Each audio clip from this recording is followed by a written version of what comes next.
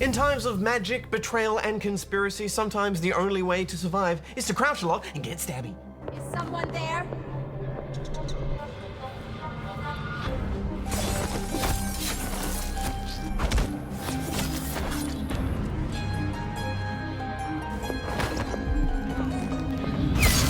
Someone's shooting at us! Non-meddling will cost you everything!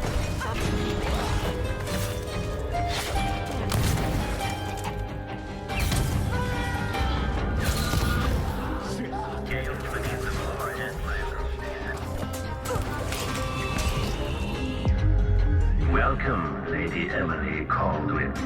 The first Dishonored, released in 2012, was a great stealth game, and the closest thing we've had to that classic Thief series in a long time. Well, aside from the actual Thief reboot in 2014, but that was more of a miss than a hit, I think. In fact, I'd totally forgotten that game even existed, Hex, so thank you for reminding me. You know, I was a fan of the original Dishonored, but I also felt like it was a bit overrated. And before massive fans of the series start tweet hating me, I think Dishonored 2 is one of the best games I've played all year. They made everything better. They did it, Hex, they did it! Yeah, and best of all, it isn't a rescue the princess story like the first game. In fact, this time you can choose to be the ass-kicking royalty yourself.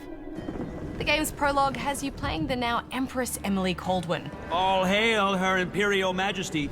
Corvo Etano, the last game's protagonist, has been training her to fight so she can protect herself from would-be assassins. When trouble does finally come, you're ready to fight. However, Emily is being set up or framed, which is a common theme for the series. A serial killer is targeting Emily's enemies, and so naturally her and Corvo are increasingly under suspicion. Then, when her long-lost aunt turns up to challenge her and take her throne, all hell breaks loose.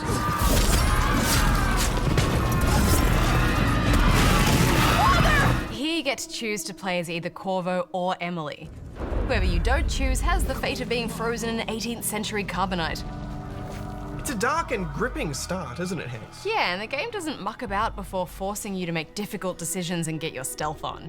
I wonder what I'm dealing with. Hey, who is... Bring your head... You aren't going anywhere! Shit, heel! Finish her! Corvo is more the classic Dishonored experience. He's much better at taking out single opponents quickly and then retreating to the shadows. Emily is more about control and dispatching groups of enemies quickly. Leave me alone! Yeah, it's kind of like Corvo is a rogue and Emily is a warlock who's also stealthy and also kind of like Spider-Man. I love that you can play as either of these two characters, and you can even choose to play with no powers if you want to. How many of your own subjects are you ready to slaughter? And what are you willing to become? They both are very stealthy, however, and unlike the first game, you have a voice now, which really helps with the storytelling. These bastards are working with Ramsay and the Duke of Serkonos. Your base of operations is the Dreadful Whale, a ship at sea. From here you go on missions infiltrating mansions, working your way through streets of goons, all while trying to discover who has been setting you up and what your nasty aunt's agenda is. Now, we both couldn't resist the urge to play as Emily because, hey, she's new. And as the story twists and turns, you get to watch a young Empress start to be shaped by the hard decisions she has to make. Who she chooses to kill, how she solves problems. It's a fascinating journey made even more interesting when you realize that your decisions affect your game experience. Yes, and this game has a morality system of sorts, high and low chaos. Who you choose to kill or support will affect the game's multiple endings, as well as a few other things. Your chaos level, determined by your actions, will influence the world. So it'll be things like how many blood flies are in an area, or maybe even the number of guards in a certain point, and it even changes the tone in which Emily and Corvo speak. Delilah has the throne, and my father is missing. I think you'd need a whole other playthrough to get a sense of this fully, but just those little dynamic permutations make the game so fun. Yeah, I love it when choice-consequence stuff makes playthroughs different. And they're not always obvious choices, such as how I realized I could break into this black market shop, but naturally that meant I couldn't buy anything from there anymore. Yeah, and it's handled in such a nice and subtle way. For example, one hostile NPC, Dr. Hypatia, can be killed. That's what my father taught me, cretin. But there is actually also a way to cure her of her affliction so she becomes an ally, but how you do that is for you to figure out. I love it when games give you choices like this, and this game really has heaps of choices, which is a bit of a Bethesda hallmark, I think. Even down to how you enter a location. There are so many pathways now, and how you build your perk trees to suit your playstyle. The main reason I wanted to play as Emily is because she doesn't have that blink ability that Corvo has, which I felt was something you could really abuse in the last game. Instead, she does a slower tentacle leap called Far Reach. It does make her more easily spotted, but it still gives you that power to get up high and move quickly about the place. Emily's other perks play into leaping higher and moving faster, but her powers are devastating. Domino is a great example where you can link together multiple guards and then take them all out with one attack.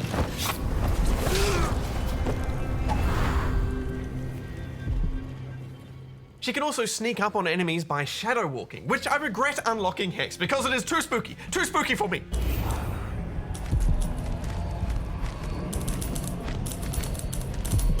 You really do have to commit to what you've unlocked and a playstyle, don't you? Yeah, I mean, I haven't even unlocked some of her other control powers like Doppelganger and Mesmerize because it's just so much to upgrade and play with. This is such good stealth gameplay, isn't it, Bajo? Yeah, it's so good. It's near perfect. In fact, I just love that you don't have to sit around waiting for timers to count down. You know, this is stealth in pure daylight. Someone there. And when you're spotted, you're encouraged to do something about it, or you'll probably just die.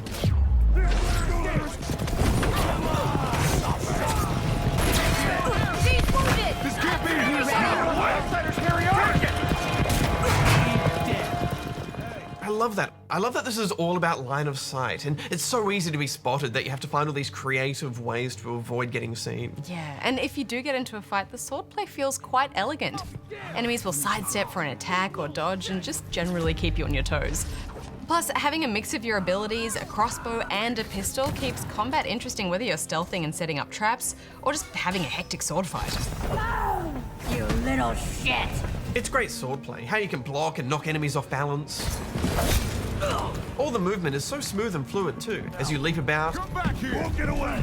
climb into small windows. Dunwall always has a way of turning sour. You just feel so connected to these characters with the controls, and it's such a pleasant thing to move through the world as Emily El Corvo. Yeah, and what a beautiful world it is too. The jewel of the South, my father's birthplace. Set in the new coastal city of Karnaka, you're climbing about these gorgeous and detailed streets, clambering through derelict homes and luxurious mansions. It's just so well realized. Yeah, I totally bought into this world, and there's so much detail to appreciate as well. I especially loved the Clockwork Mansion mission. We had to pull all these levers to literally move the walls and floors around to get through it. It was full of great little puzzles and clockwork soldiers, which posed a tough new challenge to your classic stealthing as well.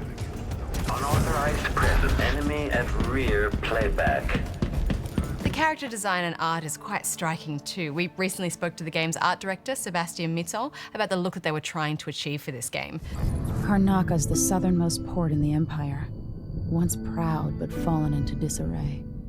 One of the main focus was to keep the visual pillar of Dishonored, and we decided to create a Victorian city, but more tied to the south, so at the southern edge of the world.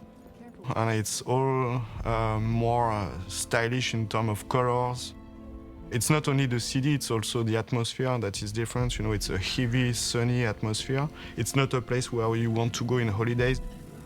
I've got to get out of Dunwall. This is the same approach as Dunwall in Dishonored 1, but well, it's twisted in some other ways. Give me the dog's breakfast of the whole thing. On the level design side, it's level architects that are artists and level designers that are systems guys, and they work together on one mission during 4 years. So they really know each other, and you have the best of the art and the best of the fun side. When I started in the game industry, it was one guy, and at some point he has to choose if he does something pretty, but it's less fun, or really fun, but it looks like crap. We've just pushed the boundaries of the detailing the world. We had the chance to move from a generation of console to another. So we did our own engine that allows us to detail, you know, way more than what we did on Dishonored 1. Everything we craft for our game is meant to be feasible in real life. This is one of my philosophy. I want it to feel true in game, and when you see the results, first time I saw it, I was like, ah. It's cool because it works. Who would build something like this? And why? The visual design is just so welcoming. I could not spend enough time with this game, Hex. And the menus, even the menus are elegant as they swish and move about. And I spent quite a bit of time in those menus, Hex, because it was a real challenge getting this game to run smoothly on PC. Yeah, the PC version had quite a few technical issues on release. It was a bit of a mess, actually, which is such a shame. Yeah, I was so frustrated. It really ruined the first day with this game for me because it would drop from like 90 to 20 frames per second in the big open areas.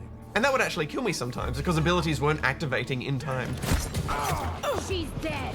Also, a few sections made the game crash to desktop, so some patching needs to be done. Yeah, I find it so hard to understand why such a big game like this can have such big widespread issues on release. There must be an explanation. Yeah, well, anyway, most of this may be fixed by the time this review goes to air.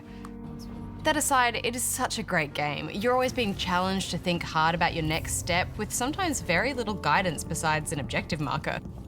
You're pressured into getting past barriers like walls of light or tough guard sections you need to carefully penetrate. Clearly, Dr. Hypatia's not seeing patients anymore. This is such a great game. Ignoring all those PC launch issues for the moment, I think of it as a big puzzle box. You know, you need to break your way in there and solve all the little puzzles, and then often you're trapped in there and you need to break your way out. So I'm gonna give it 4.5 out of 5 stars. Yeah, it's just so much more fleshed out than the first Dishonored in every single way. I mean, there's just so much more to do and explore and discover and appreciate.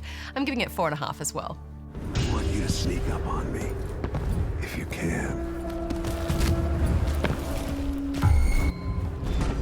Not sneaky enough for me.